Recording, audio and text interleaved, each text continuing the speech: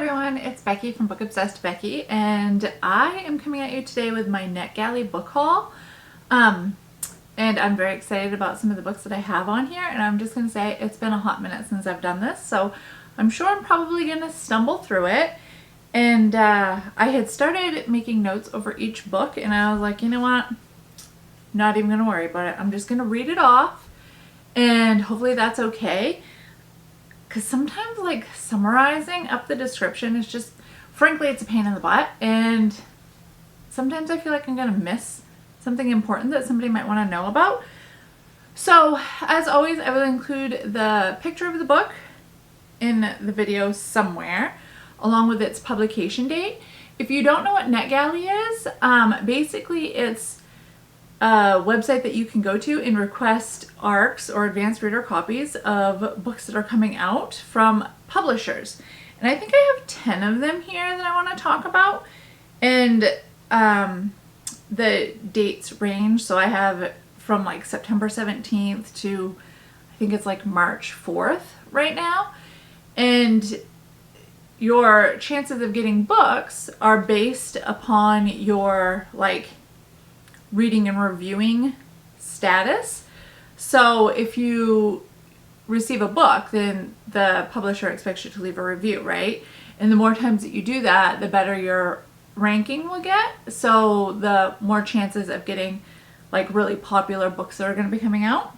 Okay, so the first one I'm going to talk about, I have my notebook here, but I also have my laptop that I'm going to be reading off from, is Christmas at the Little Paris Hotel.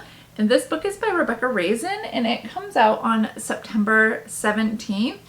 The cover is adorable. It says, turn a tumble-down Paris hotel into the perfect boutique. Bookish retreat and have it open for Christmas. What could possibly go wrong? When, I'm terrible with names, like I've said before, I think her name is Anais. It might not be. But when Anais receives a near-derelict Paris hotel in her divorce settlement, her first thought is to tidy it up and sell it immediately. All she wants to do is move on and forget about the disaster of the marriage like it never happened, right? But selling it proves to be a bit impossible, and frankly, she's not able to do it. So what's the next best option? Have it gorgeous and open by Christmas. So her funds are pretty tight, and chances are she's going to be out of money by the time that the hotel opens. But she's not counting on the grumpy American bar owner next door, Noah, coming in and interfering at every moment though. Nor is she expecting to find a mysterious room which holds the key to a 100-year-old secret about a woman who chose love against all odds. One thing's for sure. As the fairy lights twinkle all over the city of lights and the first snowflakes start to fall, this will be a Christmas in Paris to remember. It says here, a totally gorgeous escapist romantic comedy with an unforgettable mystery, a perfect festive read for the fans of Emily Henry and Sarah Morgan to curl up with this winter. So, I'm not gonna lie, I'm an Emily Henry fan and a Sarah Morgan fan, but this cover, which you're gonna see, is absolutely adorable. So I was sold. I was like, yep, I'm gonna score on this Christmas book and it's gonna be great. Yeah, publication September 17th. So I guess I won't be reading it during like Christmassy time. I guess I'm gonna be reading it a lot sooner than I thought. Okay, the next book I have here is a book by Sarah Morgan, and it is going to be published on September 24th, and it's called The Holiday Cottage. Now, I've read one of her other books, like Christmassy type books last week, called The Book Club Hotel. It's right here in the description. I don't know why I didn't see it. It says, from U.S. Today's best-selling author of The Book Club Hotel, Sarah Morgan returns with a heartfelt story of friendship, finding yourself, and the surprising ties that bring us together. Perfect for fans of Rebecca Searle and Jennifer Weiner. So it says, to the outside world, Imogen is a marketing dynamo. Her colleagues don't know that while her high-achieving professional image is real, the happy childhood stories she spins are as fake as her pretend enthusiasm for Christmas. Working 24/7 has always been her solution to surviving the festive season, until burnout leads to a catastrophic blunder. Suddenly, Imogen is handed a holiday gift she definitely doesn't want. And forced time off work to recuperate. Then an invitation arrives from her favorite client, Dorothy, to stay at her guest's cottage in the Cotswolds. From the thatched roof to the cozy open fireplace, Holly Cottage is a picture-perfect haven. Can it provide the fresh start Imogen is desperately in need of? For Dorothy, helping Imogen offers a longed-for chance to make reparations for her own past. But as her daughter Sarah keeps reminding her, it brings risks too. Yet Dorothy knows that only a leap of courage will allow her family to grow and heal, and perhaps this Christmas, with Dorothy's help, the new life that Imogen is slowly piecing together could be better than anything either of them could imagine.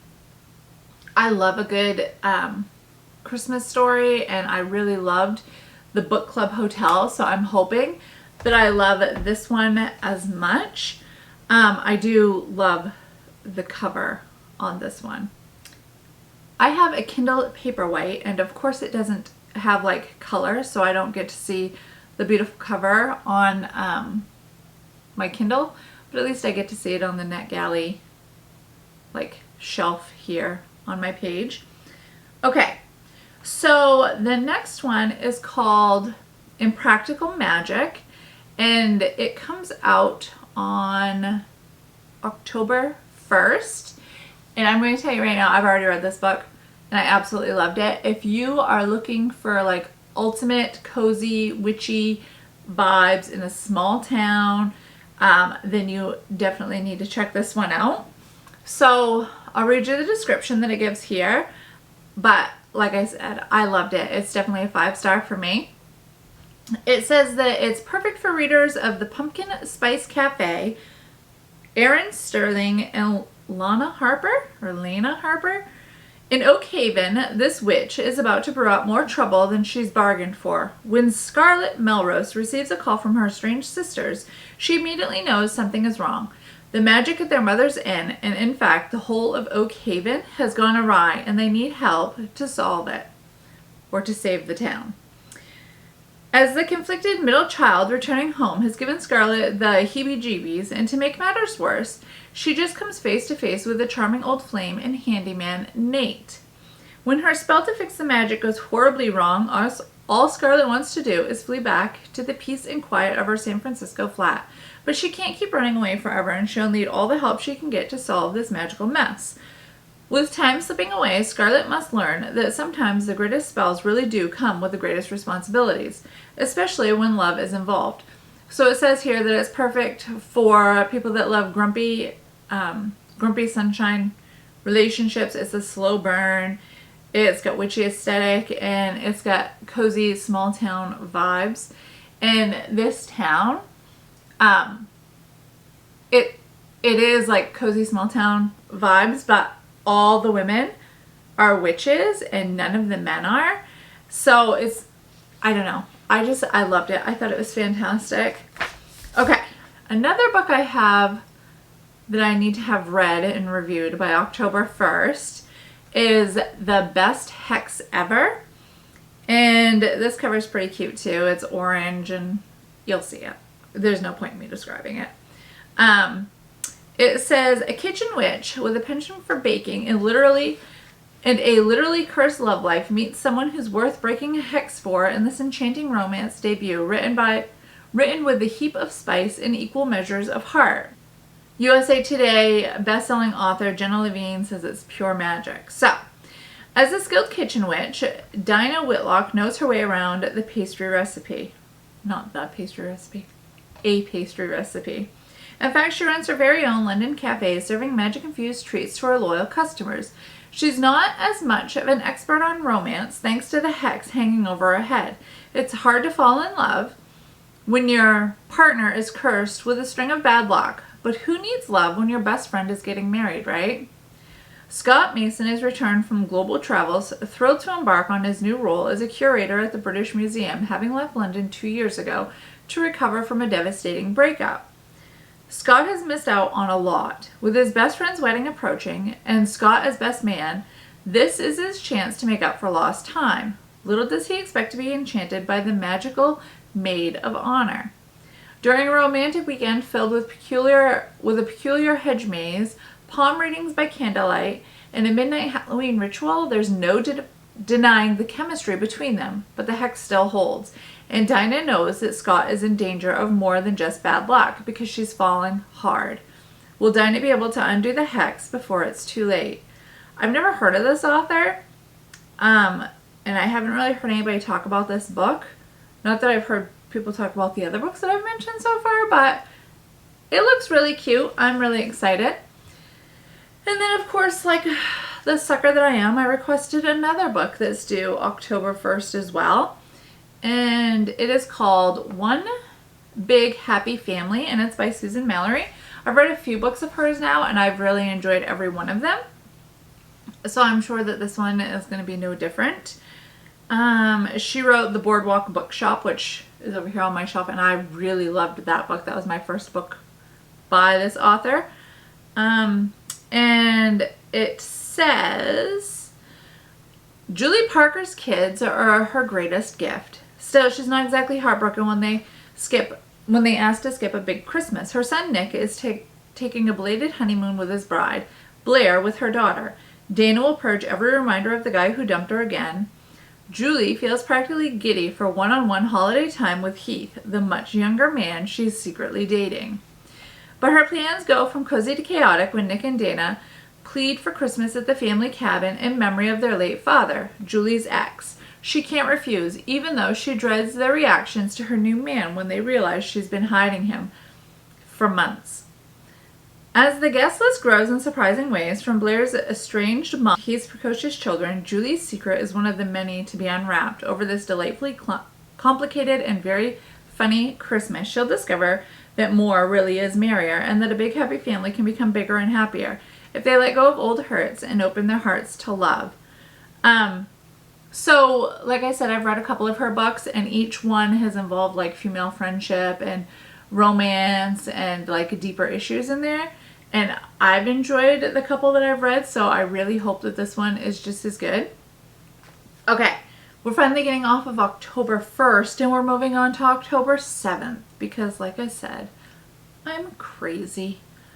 Let me see. I gotta find it. Okay, so the next book is Mistletoe Magic in the Highlands. And really what sold me on this was the cow on the front cover, because it's adorable. It says, Olivia Bingham is unlucky in love.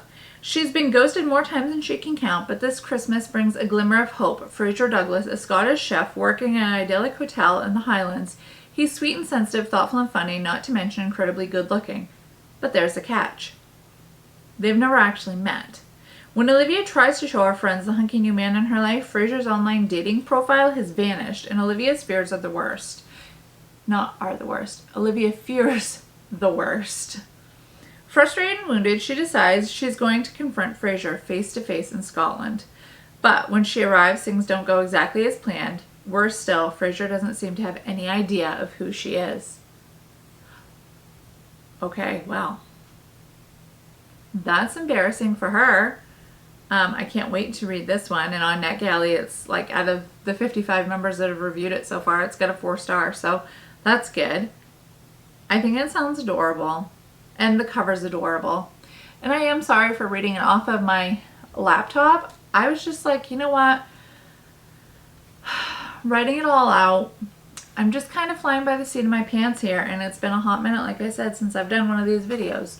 So, here we go. October 15th is the next publication date. And it is by Debbie Macomber. And the book is called A Christmas Duet. So, every winter, like before Christmas, I always buy her Christmas books because I absolutely love the stories and I like watching the movies that have come out based on her Christmas books. So I'm extremely pumped about this book. Like I said, I love Debbie Macomber and her Christmas books, so I was very excited to receive this one. Alright, so this one is saying that Haley Morgan's life has always revolved around music. She once had big dreams of becoming a professional songwriter, but the reality of life has led her to working as an assistant high school band teacher in Portland. As the holidays approach, Haley dreads the annual tradition of spending Christmas with her family and dodging her mother's meddling questions about her love life. When Haley's close friends when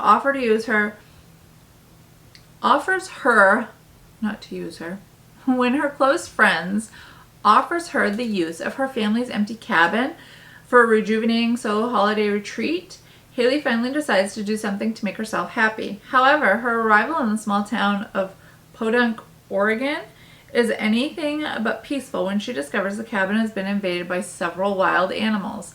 Luckily, Jay, the son of the town's main store proprietor, and an incredibly handsome and charming former musician to boot, is more than willing to help. Soon, Haley and Jay are nearly inseparable, chopping down and decorating a Christmas tree, sipping hot cocoa in front of a cozy fire, and best of all, playing music together. Jay's positive feedback and encouragement inspire Haley to believe she might succeed as a songwriter after all. But even in her snow-dusted oasis, family holiday drama still finds Haley, interrupting and threatening her newfound peace and confidence. Meanwhile, revelations from Jay present complications of their own. Suddenly, her Christmas paradise has become a winter storm, and Haley must weather through the challenges to stand up for herself and embrace the holiday spirit. So it's got 117 reviews on it right now on NetGalley, and it's a 5-star. So I expect I'm probably going to love it as well. And there's always like a cozy, cute, like Christmassy romance. So that's exciting. The next book that I'm going to talk about comes out January 14th. So it kind of gives me a little break in between all of these ones that are due like right away. And I've only read one of them so far. It's called A Work in Progress. And again, it comes out January 14th. And it's got an adorable cover on it, kind of a cartoony type of cover. It says, a warm, sexy, laugh-out-loud rom-com about a woman who's desperate for a fresh start books a literary bus tour across the UK that consists of a lively group of elderly ladies plus one infuriatingly handsome Scottish driver. Okay, right there. I would totally sign up for this, reading this book based on the old ladies in it, because I usually find them to be hilarious.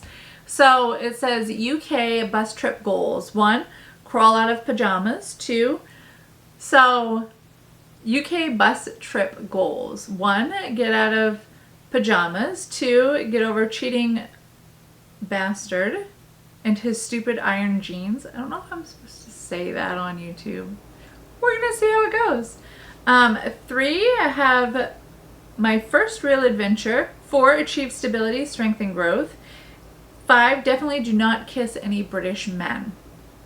Alice loves a good list, but careful planning didn't stop her from losing her job and her fiancé in one fell swoop. With her dreaded 30th birthday looming on the horizon, Alice makes the first impulsive decision of her life, booking a flight to the UK for a 3-week all-female literary bus tour. What could possibly go wrong? Okay, and it's like a literary bus tour, like seriously, old women and a bus tour. Totally. Sign me up. Give me a good cup of tea. I'm there. Turns out everything. Alice arrives to discover that this tour isn't what she expected at all. Instead of cool, globe-trotting 30-somethings with meaningful tattoos, she finds a rickety antique bus full of fluffy-haired old ladies. And to make matters infinitely worse, the tour guide makes her blood boil, and that devilish grin of his tells her he's dead set on making her trip a misery. He's dead set on making her trip a misery. But as they travel from castle ruins to cozy pubs, Alice may just find that she's got it all wrong. The ladies are vivacious. The book club chat is on fire, and damn if the mischievous smile doesn't threaten to turn her world upside down, and her beloved list right along with it. Okay, this book sounds amazing. Like, seriously. And it's only got 16 ratings so far, but again, it doesn't come out until January, so that makes sense. But it's got a 4-star, so that's a score. All right, the next book I'm going to talk about, I crap myself when I got the approval for this one. I'm so excited about it. It is coming out February 11th, and it is Emily Wilde's Compendium of Lost Tales, so it's book 3. And I love the first one. I absolutely loved the second book, and I am stoked for the third book. So it says the third installment in the heartwarming and enchanting Emily Wilde series about a curmudgeonly scholar of folklore and the Fey prince she loves. Emily Wilde has spent her life studying fairies, a renowned dryadologist. I can't say this word. Dryadologist.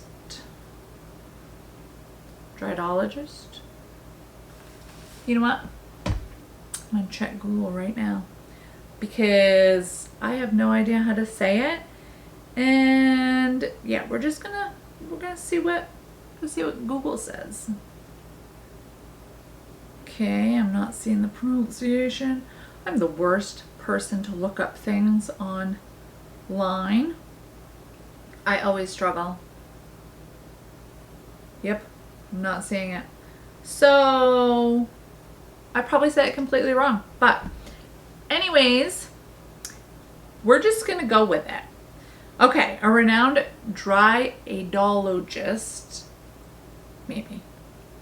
She's documented hundreds of species of folk in her encyclopedia of fairies. Now she is about to embark on her most dangerous academic project yet, studying the inner workings of a fairy realm as its queen.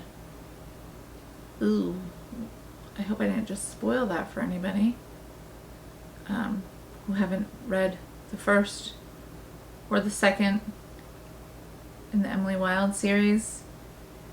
If you haven't, maybe you should scoot away so I don't spoil any more for you. Are you gone? Okay, I'm going to start again. Along with her former academic rival, now fiance, the dashing Wendell, Emily is immediately thrust into the deadly intrigues of fairies as the two of them seize the throne of Wendell's long-lost kingdom, which Emily finds a beautiful nightmare filled with scholarly treasures. Emily has been obsessed with fairy stories her entire life, but at first she feels ill-suited to fairy as she did to the mortal world. How can an unassuming scholar such as herself pass for a queen? Yet, there is little time to settle in, for Wendell's murderous stepmother has placed a deadly curse upon the land before vanishing without a trace. It will take all of Wendell's magic and Emily's knowledge of stories to unravel the mystery before they lose everything they hold dear. Oh my gosh. I'm even more excited about it now than before. I didn't really know what the third one was about, but I was there for it. Now I'm really there for it. I am so pumped. Oh, I'm so pumped. Okay. The last book I'm going to talk about comes out on March 4th. And it is The Sirens by Emilia Hart. She's the one that wrote Weyward. I think I read that last year and I absolutely loved it. So when I saw that she had written a new book, I was all about it. And again, it comes out March 4th. It says a spellbinding novel about sisters separated by centuries but bound together by the sea, from the author of the runaway New York Times bestseller Wayward. 2019. Lucy awakens from a dream to find her hands around her ex-lover's throat. Horrified, she flees to her older sister's house on the Australian coast, hoping she can help explain the strangely vivid nightmare that preceded the attack, but Jess is nowhere to be found. As Lucy awaits her return, the rumors surrounding Jess's strange small-town start to emerge. Numerous men have gone missing at sea. Spread over decades, a tiny baby was found hidden in a cave, and sailors tell of hearing women's voices on the waves. Desperate for answers, Lucy finds and begins to read her sister's adolescent diary.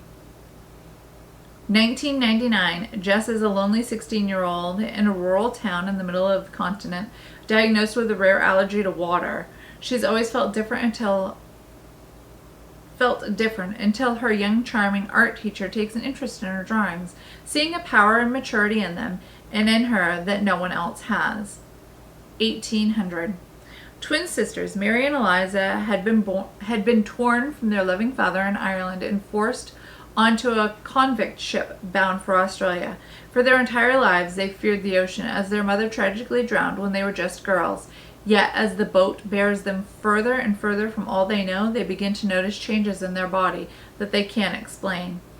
And they feel the sea beginning to call to them, a breathtaking tale of female resilience and the bonds of sisterhood across time and space. The Sirens captures the power of dreams and the mystery and magic of the sea.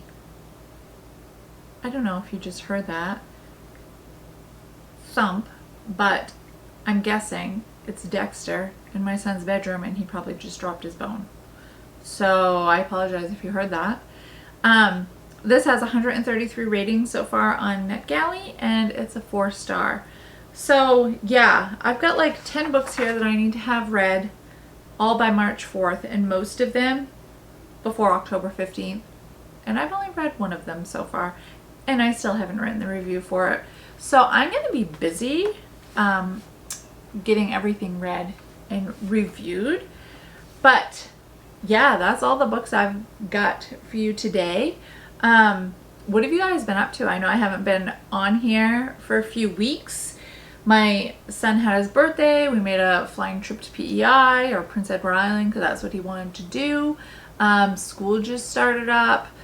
Before that, I was sick with a headache that just would not quit for days. So yeah, that's what's been going on. I've read some good books. I'm debating on doing an August wrap-up. We'll see. But yeah, I gotta get writing a review and reading some books. If you feel like it, let me know what you're reading down below. Tell me what you've been up to, and I hope everybody's doing well, and I will speak to you all very soon. Bye!